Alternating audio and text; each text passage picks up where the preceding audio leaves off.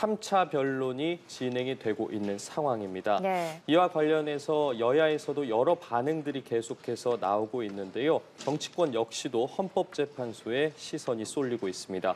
이번엔 국회 취재기자 연결해서 자세한 소식 바로 알아보도록 하겠습니다. 양소리 기자 관련 소식 전해주시죠.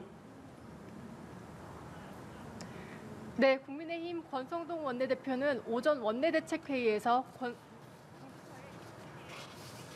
를 무법적 행태라고 비판하며 중단을 촉구했습니다.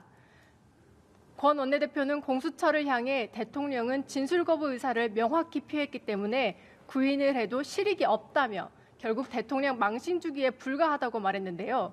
이어 대통령의 탄핵 심판 변론 준비 출석이 예고된 상황에서 강제 구인으로 출석을 못한다면 탄핵 심판 방해라고 주장했습니다. 문영배 헌재소장 권한대행을 겨냥해서는 민주당 이재명 대표와 호영호재하는 가까운 사이라는 얘기가 법조계에 파다하다며 탄핵 심판을 다룰 자격이 있겠느냐고 지적했습니다. 반면 민주당은 최상목 대행을 겨냥해 내란 특검법 공포를 재차 압박했습니다. 박찬대 원내대표는 오전 원내대책회의에서 최상목 대행이 내란 특검법에 거부권을 행사할 거란 전망이 나오고 있다며 내란 특검법을 즉시 공포하는 게 윤석열 내란 대행이라는 오명을 벗는 유일한 길이라고 목소리를 높였습니다.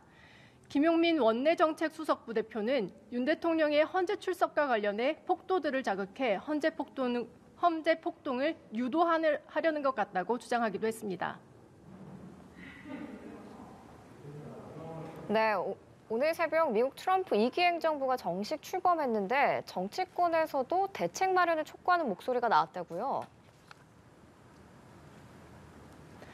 네, 먼저 국민의힘 권영세 비상대책위원장은 트럼프 대통령의 미국 우선주의 기조와 관련해 특단의 대책이 필요하다고 말했습니다. 권 위원장은 트럼프 대통령이 예고했던 통상 환경의 메가톤급 변화가 현실화한다면 우리나라에 큰 타격이 될 것이라고 우려했습니다.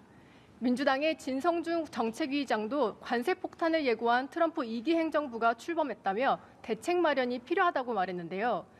진 의장은 유류세이나 연장 조치를 포함한 정부의 빠른 결단을 촉구한다고 강조했습니다.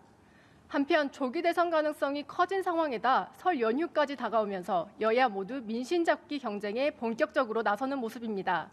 국민의힘은 경제활력 민생특위를 가동하고 내수경기 활성화와 물가 안전 방안을 논의한다는 방침입니다. 여기다 추경의 필요성을 시사하는 발언도 여당 내부에서 나오고 있습니다. 국민의힘 박수민 원내대변인은 기자들과 만나 야당이 일방 통과한 예산의 조기 집행에 집중하고 1분기 이후 추경의 필요성을 보겠다는 게 기본 입장이라고 전했습니다. 더불어민주당은 가능한 빨리 추경을 편성해야 한다고 주장하고 있는데요. 특히 지역화폐 발행을 위한 추경에 초점을 맞추고 있습니다. 민주당 안태준 의원은 회의에서 소멸성 지역화폐를 활용하면 경기 부양은 물론 내수 활성화를 기대할 수 있다고 강조했습니다.